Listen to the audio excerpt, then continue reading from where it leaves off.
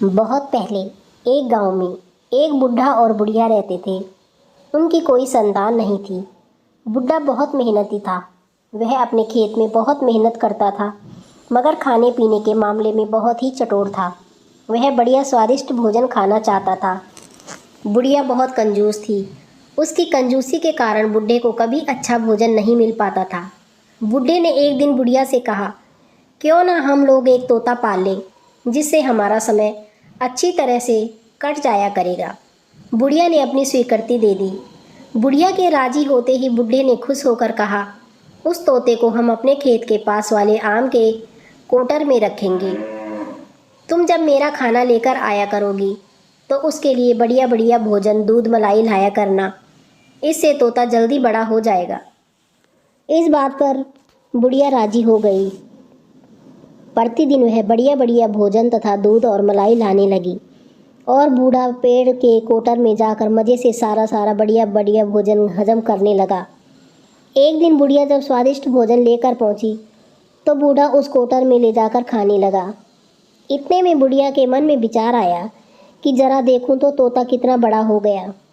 बुढ़िया ने जब पेड़ के कोटर में झांक कर देखा तो वहाँ बुढ़ा बैठा वह मज़े से भोजन कर रहा था। वहाँ पर कोई तोता वोता नहीं था। बुढ़े की चालाकी पर बुढ़िया को बहुत गुस्सा आया और मायके जाने की तैयारी में जुट गई।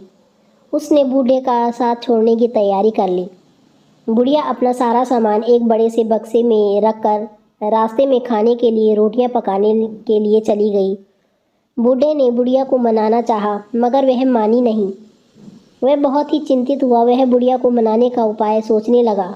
मौका पाकर बुढ़िया के बड़े से बक्से में कपड़ों के नीचे दुबक कर बैठ गया।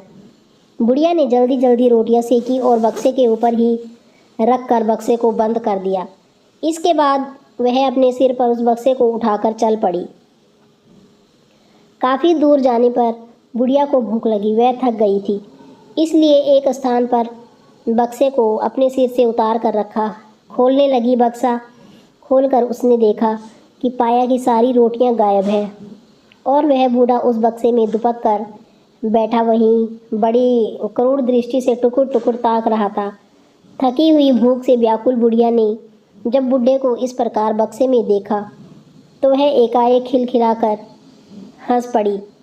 उस बूढ़े पर बुढ़िया को दया आ गई और मायके ना जाकर वह बूढ़े के साथ अपने घर वापस लौटकर आ गई।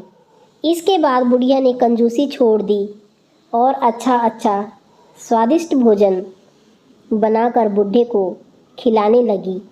दोनों फिर प्रसन्नतापूर्वक रहने लगे।